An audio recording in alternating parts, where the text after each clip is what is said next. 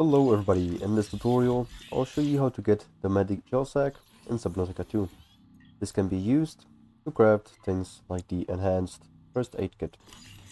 So to begin, we'll want to go to the starting biome, which is the first biome you'll encounter. Now there are two options to find the Medical Gel Sac, and the first one of them is inside of these coral domes. This is not a 100% chance that you'll find the medical gel inside of it, but as you can see, I found it in this one. Also make sure to get out of the area, because it is going to spread some poison around.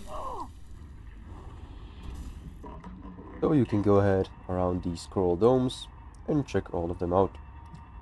Another option is to go inside of a cave, just like this one, a basic cave, and as you can see, there are plenty of these gel sacks.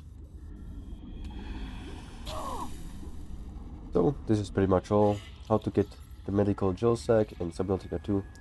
Make sure to like and subscribe if you found this helpful, and see you in the next one.